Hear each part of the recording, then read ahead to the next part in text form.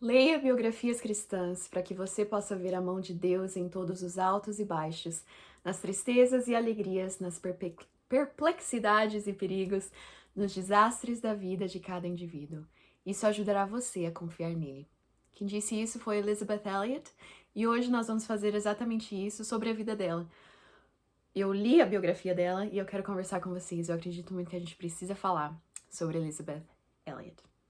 Para quem não a conhece, Elizabeth Elliot foi uma autora, professora da Bíblia norte-americana. Ela ficou mais conhecida pelo seu livro Através dos Portais do Esplendor, que está no Brasil há muito tempo traduzido, que conta a história dela, mas basicamente dos 5 missionários que foram até os Waodani, que era uma tribo que nunca tinha sido contatada pelas pessoas brancas. Eles tentaram pregar a eles e eles foram assassinados. E eles foram mártires da fé cristã. E isso ficou muito, muito conhecido na época que aconteceu, na década de 1950. Esse é o marido dela, Jim Elliot, e ela escreveu esse livro narrando tudo o que tinha acontecido, e esse livro virou um best-seller e ela ficou muito famosa por ele. E aí, viveu uma longa vida, faleceu em 2015 e escreveu 24 livros, se não me engano, alguns deles traduzidos no Brasil. Por que eu acredito que a gente precisa conversar sobre Elizabeth Elliot? Antes, em 2018, vamos começar aí. Em 2018 eu publiquei uma série de devocionais chamada 21 Dias com Minha Amiga Elizabeth, no qual eu trazia uma frase dela e fazia um pequeno devocional. E esses devocionais, eles acabaram indo para muitas pessoas, as meninas compartilharam, ele era gratuito, ainda é, na verdade, você consegue acesso a ele.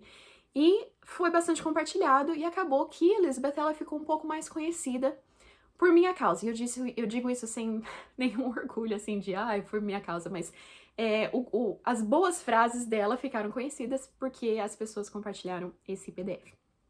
E aí, em 2020, a editora Fiel traduziu o livro dela, O Sofrimento Nunca é em Vão, que é um livro maravilhoso e que foi muito pontual, porque 2020 foi um ano muito difícil para o mundo inteiro.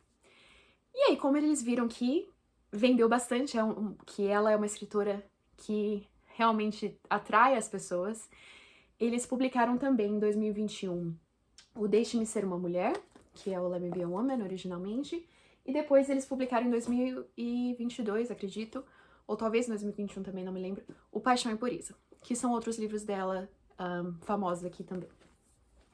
Esses livros, eles foram escritos, esse na década de 60 e esse na década de 80. E eles foram traduzidos no Brasil em 2021. Então veja o grande tempo entre o original e a chegada dessas palavras, desses ensinamentos ao Brasil. Por que eu acho isso importante? Em 2017, eu sentei com um editor americano, ele tem uma editora, mas ele tem uma editora na Colômbia, ele é um editor missionário na Colômbia. E eu falei da minha frustração de não ver os livros da Elizabeth Elliot publicados no Brasil, que ninguém parecia ter interesse em levar as obras dela para o Brasil. Obras que para mim foram muito significativas na minha adolescência em especial, e em especial o Deixe-me Ser Uma Mulher, ou Let Me Be a Woman, e o Passion and Purity, né, A Paixão e Pureza. E eu falei, como eu estava frustrada, que parecia que as editoras brasileiras não tinham interesse. E eu me lembro, nunca vou esquecer, que o que ele respondeu foi: Elizabeth Elliot foi uma grande mulher, mas ela foi um produto de seu tempo. Ou seja, o que ele quis dizer? Ela escreveu, especialmente o Deixe-me Ser Uma Mulher, claramente como uma resposta ao movimento feminista que era muito grande naquela época. E o Paixão e Pureza também veio como, de certa forma, uma resposta ao sexo livre, do movimento hippie, enfim. Claramente, ela estava escrevendo para a época dela, e claramente ela foi um produto de seu tempo no sentido de que ela cresceu nos anos 50, num contexto de uma família bem conservadora, de certa forma até um pouco rígida demais, e ela foi para uma escola que era extremamente rígida, de certa forma até abusiva. Então, assim, ela era um produto de seu tempo. Então, o que esse editor estava querendo me dizer? Olha, Francine, existe um motivo pelas editoras não quererem apostar nessas obras, porque elas provavelmente não serão bem recebidas na década de 2020. Bom, ele estava errado, porque a editora Fiel publicou as obras dela e Eu não tenho acesso aos números, mas pelo que eu vejo de pessoas conversando e comentando sobre, eu creio que eles venderam bem. E isso me parece ser reforçado pelo fato de que esse ano, se não me engano, foi esse ano, eles publicaram também essas biografias sobre Elizabeth Elliot, da autora Ellen Vaughn. Então a editora Fiel publicou. É uma biografia que vem em duas partes, infelizmente eu perdi a jaqueta desse, mas a primeira parte se chama, em inglês, né, se chama Becoming Elizabeth Elliot, que é sobre os anos iniciais da vida dela até quando ela voltou aos Estados Unidos, depois de estar no Equador. E Being Elizabeth Elliot são os anos finais, desde que ela voltou do Equador até a sua morte em 2015.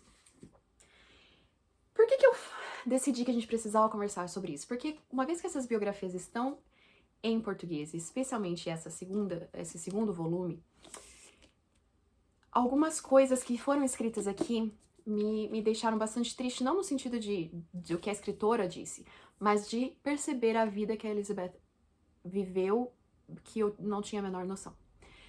Vou explicar um pouco mais. Pra mim, Francine, ela foi uma amiga, por isso que eu escrevi, né, 21 dias com minha amiga Elizabeth. Pra mim, ela foi uma amiga, especialmente no começo da minha jornada cristã.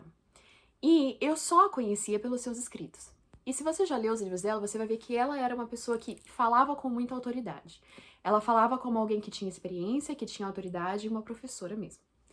E eu sempre tive interesse e curiosidade de conhecê-la para além, né, para além daquilo que ela tinha escrito, para além das obras dela. E isso nunca era possível através das obras dela, ela era muito fechada em contar muitos detalhes. Você vai falar, Francine, mas o Passion and Purity foi sobre a história dela com o Jim Elliot, realmente. Mas foram recortes que ela escolheu fazer, né? Recortes que ela escolheu fazer sobre a história deles.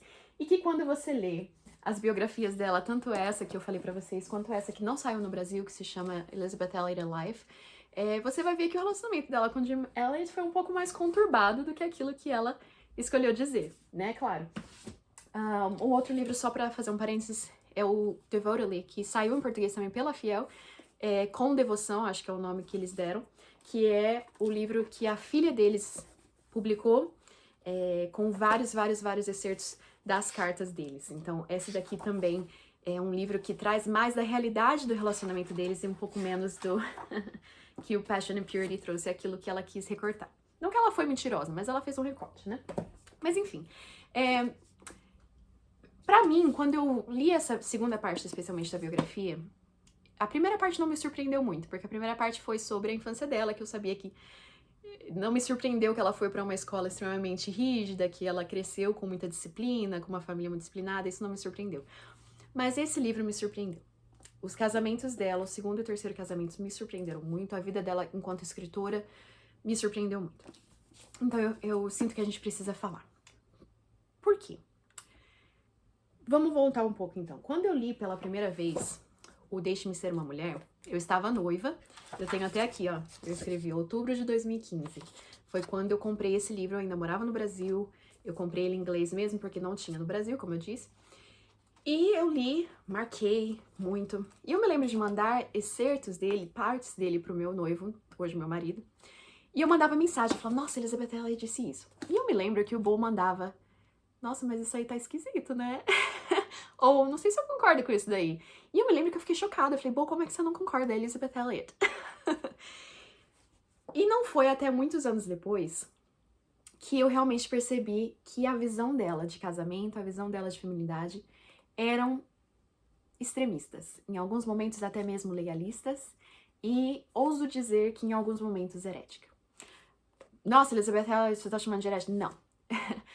Como eu disse, eu acredito que 90% daquilo que ela acreditava sobre feminilidade eu também acredito, eu também escrevi no meu livro. Mas os 10% que eu não acredito, que eu não concordo, são 10% perigosos. E é por isso que a gente precisa conversar. Bom, então, a minha jornada foi, me casei, descobri na prática que realmente muitas daquelas coisas não davam certo. E descobri que Bo tava certo, que realmente tinha muita coisa estranha ali. E foi quando eu escrevi aquele artigo sobre a feminilidade açucarada.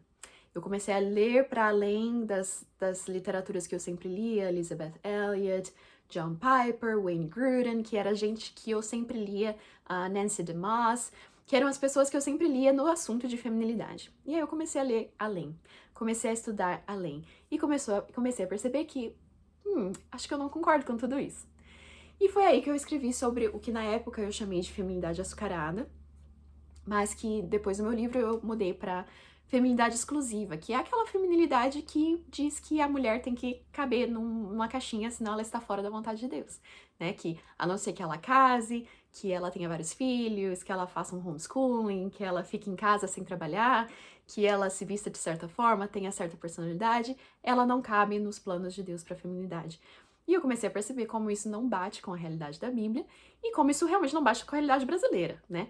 E que muito daquilo que a gente consome enquanto conteúdo bíblico de feminilidade é muito americanizado, né? E foi por isso que eu escrevi ela, a imagem dele, justamente para trazer uma visão mais brasileira e, na minha humilde opinião, um pouco mais equilibrada sobre o tema. Enfim, outra coisa que eu queria fazer nessa introdução ao tema é: O Paixão e Impureza foi um livro publicado em 86, acredito, e ele foi a grande inspiração do Joshua Harris, que, se você não conhece, ele escreveu um livro chamado Eu Disse Adeus ao Namoro, que foi ao Brasil, né? I Kissed Dating Goodbye no original, mas chegou ao Brasil. E que foi um livro que começou o movimento, aquilo que a gente hoje chama de um movimento de pureza. Que, não sei se vocês lembram do Eu Escolhi Esperar, né? Todo esse movimento de que a gente não podia namorar várias pessoas, não podia ir em encontros, que tinha que ser uma pessoa só, que tinha que se resguardar sexualmente pro casamento, que eu totalmente concordo. Mas que foi um movimento problemático. Por muitos motivos, talvez um dia eu faça um vídeo só sobre por que o Paixão e Pureza e o Disse Adeus ao Namoro são extremamente problemáticas.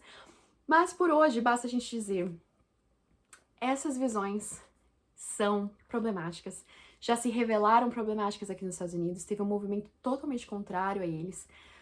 O Joshua Harris não é mais cristão, não se diz mais cristão. Ele mesmo fez um documentário no qual ele pede perdão às pessoas que ele machucou por causa do Eu Disse Adeus ao Namoro. Muita coisa pra ser dita sobre isso. Mas quem sabe eu faço um vídeo mais pra frente.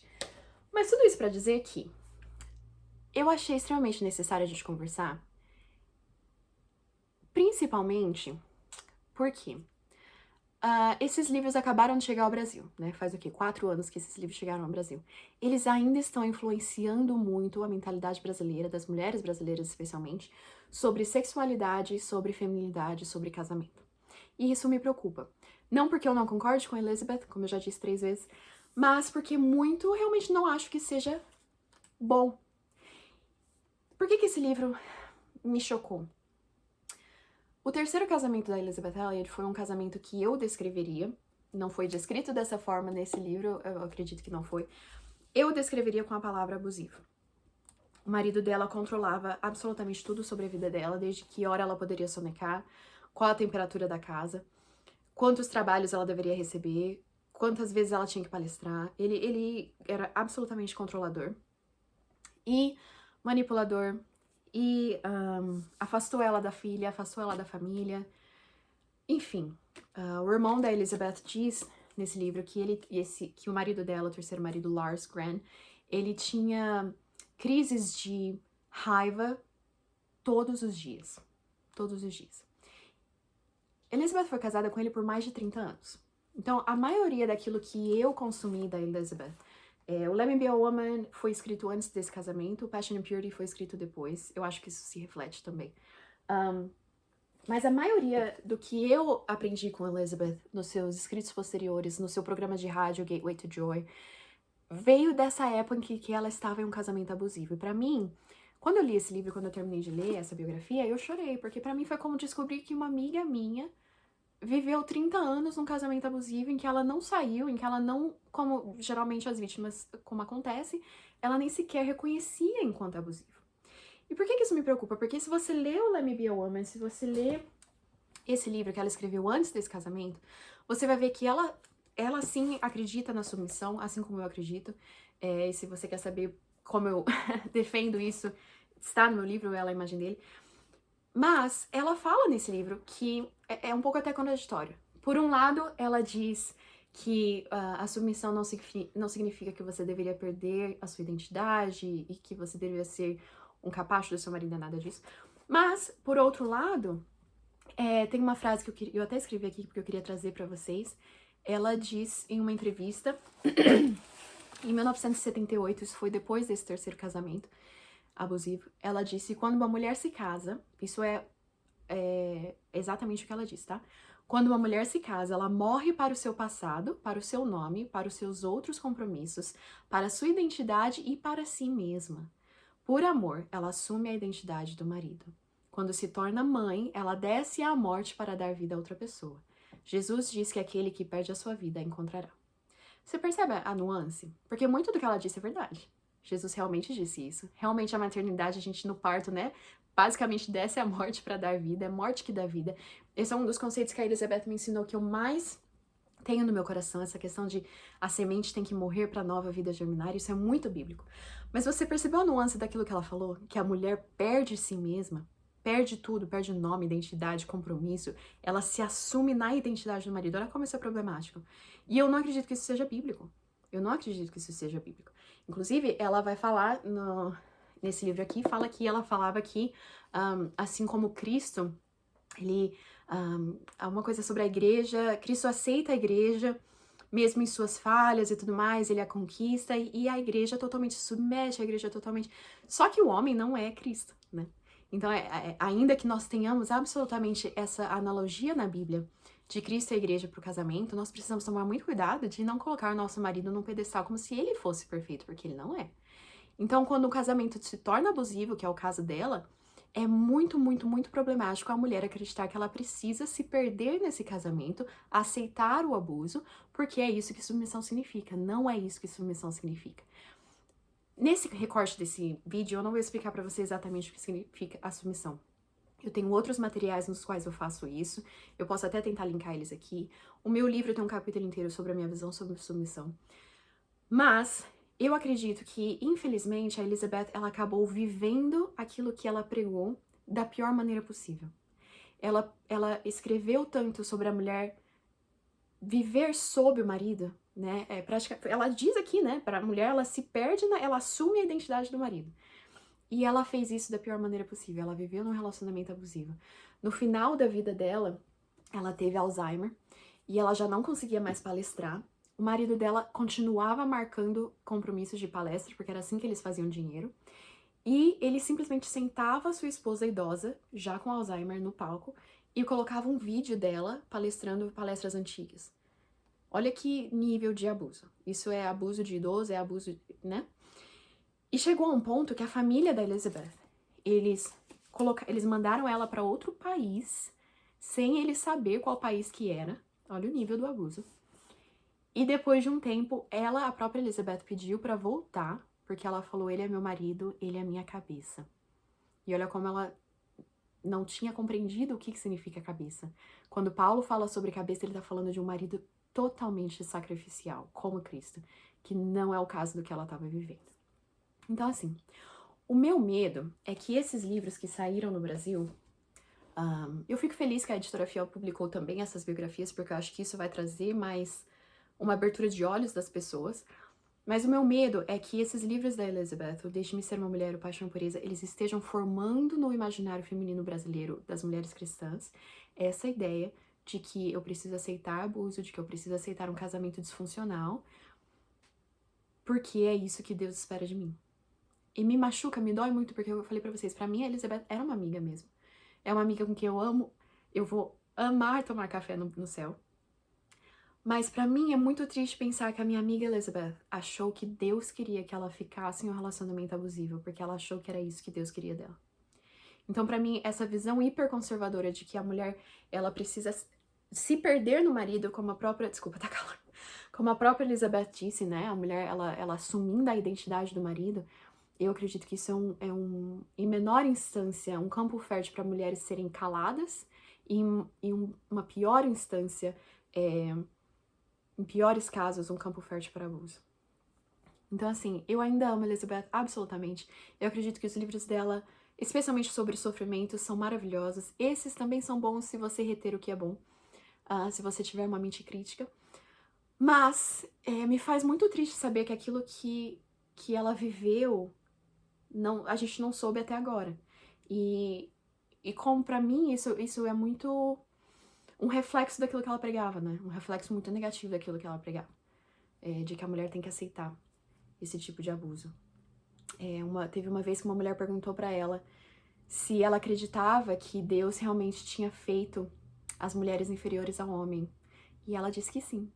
E isso se reflete muito, né? Nessa realidade do que ela viveu. Eu acho que ela foi criada para acreditar que cristianismo é sacrifício, que cristianismo é cruz. E eu acredito que seja. Mas ela acabou incorporando isso, aceitando o abuso como se um casamento abusivo fosse o que Cristo quis dizer com cruz, o que absolutamente não é verdade. Então por que eu tô fazendo esse vídeo? Não para falar mal de Elizabeth, nem para vilanizar o marido dela, que já faleceu esse ano também. Isso é entre eles e Deus. Mas porque pra mim, especialmente como uma pessoa que trouxe a Elizabeth ao cenário brasileiro, me parece minha responsabilidade dizer, olha, parem e ponderem sobre os livros Deixe-me Ser uma Mulher e Paixão e Pureza. Tem muita coisa boa, tem muita coisa problemática. E eu não quero que vocês falem, Francine disse que Elizabeth era uma boa referência. E aí você lê isso e você tá no relacionamento abusivo e você acha que você precisa ficar nesse relacionamento abusivo. Então, eu recomendo demais. Parece um autosserviço, né? Mas eu recomendo o livro, o meu, o Ela, a Imagem dele, mas mais do que ele, eu recomendo o livro Igrejas que Calam Mulheres, do Iago Martins, que explica muito essa questão do abuso. Eu recomendo o livro Refúgio, Bem Presente, da Hannah Fordyce, que é um livro que tem em português sobre abuso. E eu realmente fiquei muito triste quando eu li essas coisas, porque é muito triste você imaginar 30 anos da vida dela em que ela viveu nesse relacionamento achando que ela tinha que ficar nisso, enquanto ela produzia tanta coisa que nos abençoa. Mas eu espero que, agora que essa verdade saiu, que a gente sabe a realidade, que isso nos abra os olhos para as realidades nossas, de não aceitar abuso, de não equalizar abuso com submissão, porque são coisas completamente diferentes. Espero que esse vídeo ajude. Acho que eu tinha mais coisas pra falar, mas é isso que eu consigo falar agora. Compartilha esse vídeo com quem você sabe que gosta da Elizabeth, como eu. Talvez pra gente poder abrir esse diálogo. É isso. Um beijo.